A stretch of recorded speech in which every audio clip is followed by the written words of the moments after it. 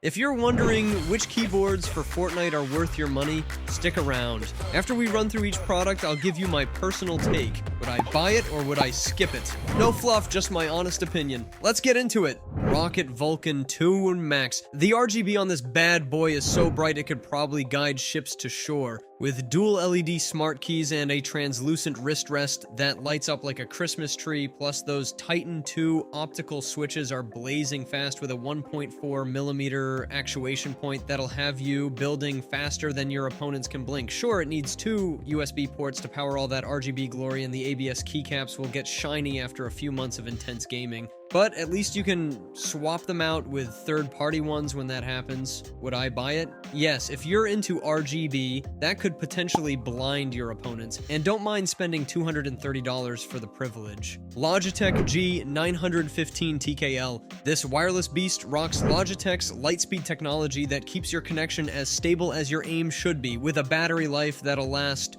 40 hours with the RGB on full blast. The low-profile switches are quick and responsive for those panic builds, though your wallet might panic at the price tag, and the lack of a wrist rest might leave your hands crying after a long gaming session. Would I buy it? Maybe, if you're dead set on going wireless and have money to burn. Razer BlackWidow V4 Pro. Razer packed this keyboard with more features than you can shake a pickaxe at. We're talking 8,000 Hz polling rate, dedicated macro keys, and a fancy command dial that'll make you feel like a DJ between build fights. The RGB isn't as bright as some competitors, but the build quality is solid enough to survive those rage moments when you get eliminated. Would I buy it? Yes, it's expensive, but packed with enough features to justify being your main squeeze for both gaming and raging. Ducky One 2 Mini. This tiny 60% keyboard is like the Honda Civic of gaming keyboards. Reliable, gets the job done, and won't break the bank. Plus, its compact size gives you tons of mouse space for those sweet 360 no-scopes. The high latency might make you miss a few edits, and you'll need to memorize some function combinations since there are no dedicated arrow keys. Would I buy it? Maybe if you want a simple, no-nonsense keyboard and don't mind the learning curve of a 60% layout.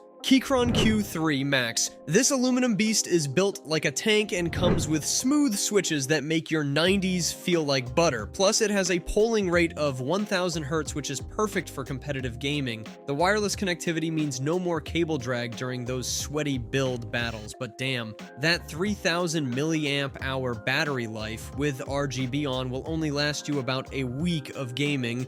Would I buy it? Yes, because it's basically indestructible and the typing experience is so good it'll make your old keyboard feel like a toy from a cereal box. Corsair K70 RGB Pro. The 8,000 Hz polling rate sounds impressive on paper, but let's be real. You won't notice the difference unless you're some kind of superhuman. What you will notice is the tournament switch that disables all your fancy macros and RGB when you need to focus on cranking those builds, and the dedicated media controls are actually useful when you need to quickly mute after getting eliminated. Would I buy it? Maybe. It's a solid keyboard, but that case ping noise is annoying as hell, and the wrist rest feels cheaper than gas station sushi.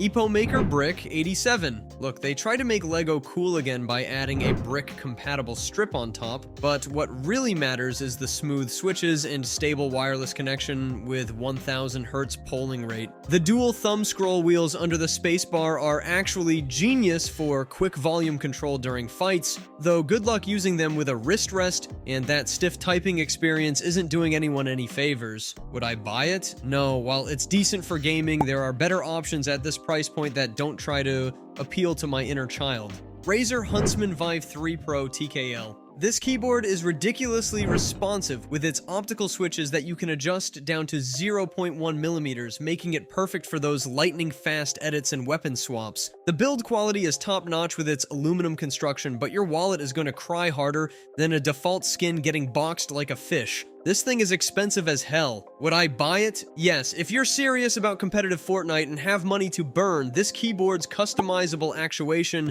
and rapid trigger mode are actually game-changing. Logitech G Pro X TKL. The wireless performance on this bad boy is absolutely flawless with Lightspeed technology, and the 1000 Hz polling rate means you won't miss a single build in Fortnite. While the stabilizers are a bit rattly and there's no hot swap functionality, which kinda sucks, the keyboard still delivers excellent typing quality and gaming performance that'll keep up with your cracked 90s. Would I buy it? Yes, the wireless performance and build quality make it worth the premium price tag for competitive gaming. Newfie Gem 80. This keyboard rocks a 1000 Hz polling rate in both wired and wireless modes, making it perfect for those sweaty build battles. Plus it has this sweet gasket mount design that makes typing feel super smooth. The RGB lighting is pretty weak though. It's like they forgot to pay the electricity bill, and the spacebar wobbles more than my aim in a zero build match.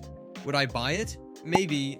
The performance is solid, but for the price, you might want something more reliable. Corsair K70 Max. Damn, this thing is fast with its 8000 Hz polling rate and magnetic switches that let you customize actuation points, making it probably the most rapid gaming keyboard I've ever touched. The wrist rest feels like a basketball though, and it's wired only, which might be a deal breaker if you're trying to game from your couch. Would I buy it? Yes, if you're serious about competitive Fortnite, the customizable switches and insane polling rate are worth dealing with the cable. Keychron K5. The keyboard performs great in wired mode with 1000 Hz polling rate, but the Bluetooth functionality is straight up trash for gaming. It keeps disconnecting and missing keystrokes like I miss my shotgun shots. The battery life is also pretty disappointing, giving you only about 4 days of use with the lighting on. Would I buy it? No. There are better options for competitive gaming that won't leave you hanging mid-fight. HyperX alloy origins. The aluminum build quality on this thing is insane. You could probably use it as a weapon if someone breaks into your house while you're gaming. The linear switches have a short pre-travel distance, making them super responsive for those quick Fortnite builds, though some of you might need a wrist rest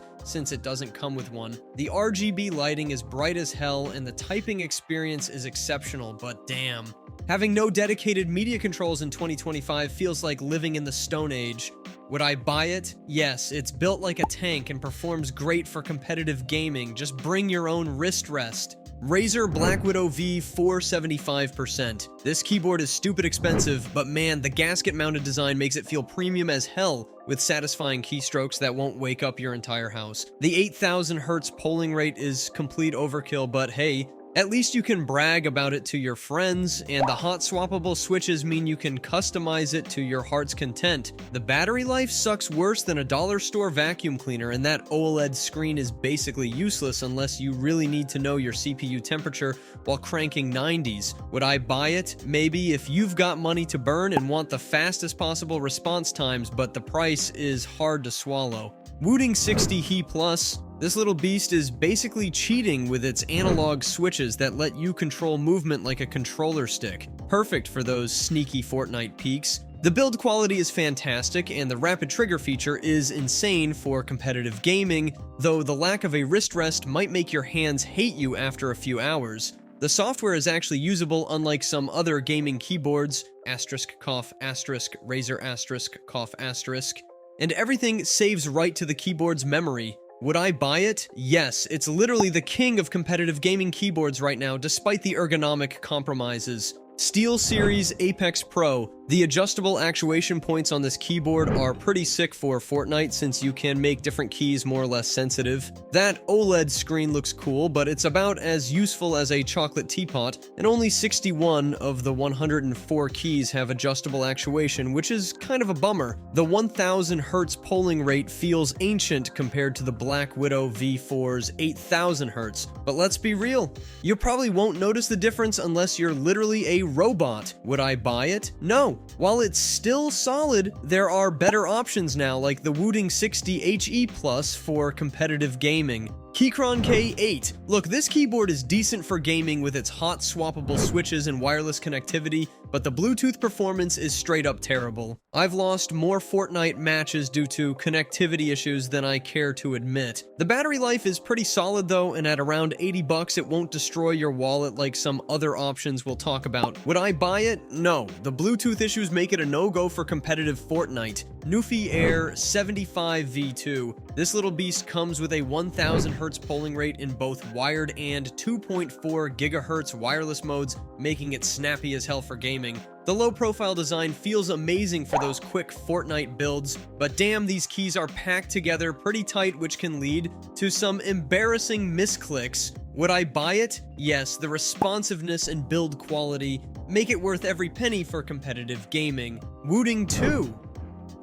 Okay, this keyboard is actually insane. It lets you adjust the actuation point by 0.1mm increments and has analog input that can mimic controller movement. The downside? The analog feature doesn't work with all games and you're stuck with linear switches only. Would I buy it? Yes. The customizable actuation point alone makes it god tier for Fortnite, especially for those precise edits. Corsair K100 RGB. This chunky boy rocks an 8000 Hz polling rate and comes with either Cherry MX speed or Corsair OPX switches that actuate faster than my dad leaving for milk. Sure, it's expensive as hell at $230, and those OPX switches feel a bit mushy when bottoming out, but the performance is unreal. Would I buy it? Maybe if you've got money to burn and want the absolute fastest response times, but there are better value options. Thanks for watching. I hope this video helped you pick the keyboards for Fortnite for you. If you have any questions, drop a comment below.